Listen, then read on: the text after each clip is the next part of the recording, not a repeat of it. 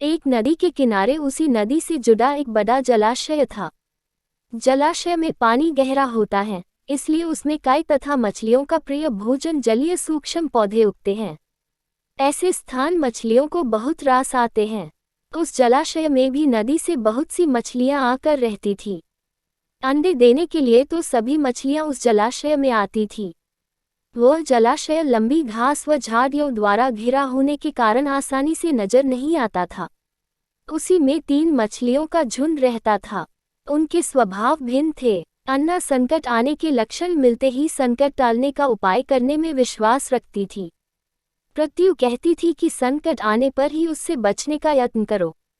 यज्ञी का सोचना था कि संकट को टालने या उससे बचने की बात बेकार है, करने कराने से कुछ नहीं होता, जो किस्मत में लिखा है वह होकर रहेगा। एक दिन शाम को मछुआरे नदी में मछलियां पकड़कर घर जा रहे थे।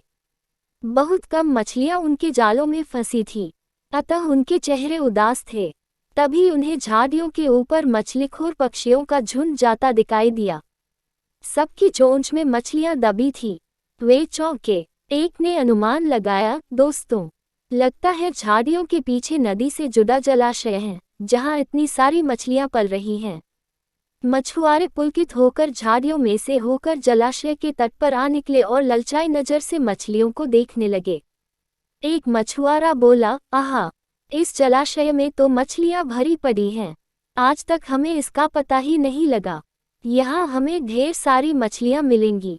दूसरा बोला। तीसरे ने कहा, आज तो शाम घिरने वाली है, कल सुबह ही आकर यहाँ जाल डालेंगे। इस प्रकार मछुआरे दूसरे दिन का कार्यक्रम तय करके चले गए। तीनों मछलियों ने मछुआरे की बात सुन ला थी। अन्ना मछली ने कहा, साथियों, तुमने मछुआरे की बात सुन ली। अब हमारा यहाँ रहना खतरे से खाली नहीं है। खतरे की सूचना हमें मिल गई है। समय रहते अपनी जान बचाने का उपाय करना चाहिए। मैं तो अभी ही इस जलाशय को छोड़कर नहर के रास्ते नदी में जा रही हूँ। उसके बाद मछुआरे सुबह आए, जाल फेंके मेरी बला से।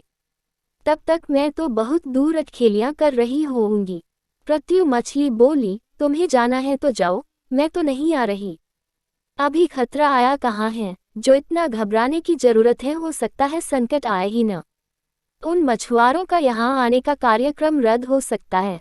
हो सकता है रात को उनके जाल चूहे कुतर जाएं। हो सकता है उनकी बस्ती में आग लग जाए, भूचाल आकर उनके गांव को नष्ट कर सकता है, या रात को मूसलाधार वर्षा आ सकती है और बाद में उनका गांव बह सकता है। इसलिए उनका आना निश्चित नहीं है। जब वह आएंगे तब की तब सोचेंगे। हो सकता है मैं उनके जाल में ही न फंसूं। यज्ञी ने अपनी भाग्यवादी बात कही, भागने से कुछ नहीं होने का। मछुआरों को आना है तो वह आएंगे, हमें जाल में फंसना है तो हम फंसेंगे। किस्मत में मरना ही लिखा है तो क्या किया जा सकता है। इस प्रकार अन्ना तो उसी समय वहां से चली गई। प्रत्यु और यज्ञी जलाशय में ही रही। भोर हुई तो मछुआरे अपने जाल को लेकर आए और लगे जलाशय में जाल फेंकने और मछलियां पकड़ने। प्रत्यु ने संकट को आए देखा तो लगी जान बचाने के उपाय सोचने। उसका दिमाग तेजी से काम करने लगा। आसपास छिपने के लिए कोई खोखली जगह भी नहीं थी। तभी उसे याद आया कि उस जलाशय में काफी दिनों से एक मरे हुए ऊदबिलाव की लाश तैरती रही है। वह उसके बचाव के काम आ सकती है। जल्दी ही उसे वह लाश मिल गई। लाश सने लगी थी। प्रत्यु लाश के पेट में घुस गई और सदती लाश की सदांध अपने ऊपर लपेटकर बाहर निकली।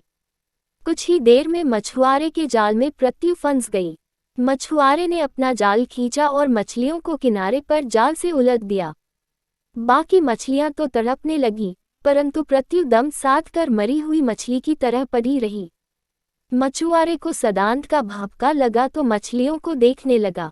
उसने निश्चल पड़ी प्रत्यु को उठाया और सूंघा, आग, ये तो कई दिनों की मरी मछली है, सड़ चुकी है। ऐसे बदबदाकर बुरा सा मुंह बनाकर उस मछुआरे ने प्रत्यु को जलाशय में फेंक दिया। प्रत्यु अपनी बुद्धि का प्रयोग कर संकट से बच निकलने में सफल हो गई थी। पानी में गिरते ही उसने गोता लगाया और सुरक्षित गहराई में पहुंचकर जान की खैर मनाई। यज्ञी भी दूसरे मछुआरे के जाल में फंस गई थी और एक टोकरे में डाल दी गई थी। भाग्य के भरोसे बैठी रहने वाली यज्ञी ने उसी टोकरी में अन्य मछलियों की तरह तड़प तड़प कर प्राण त्याग दिए। सीखा, भाग्य के भरोसे हाथ पर हाथ धरकर बैठे रहने वाले का विनाश निश्चित है।